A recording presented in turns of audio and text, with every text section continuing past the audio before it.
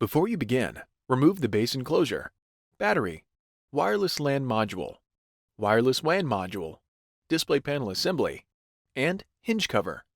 Removal. Carefully separate the display panel cable from the adhesive that secures it to the display enclosure.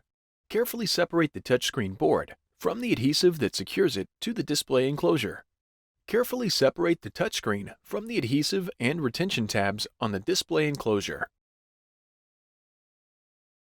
Lift and remove the touchscreen.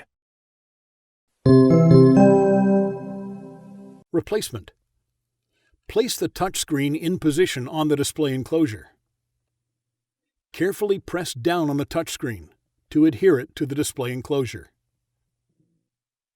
Carefully press the touchscreen board to adhere it to the display enclosure. Route the display panel cable into the routing channel on the display enclosure.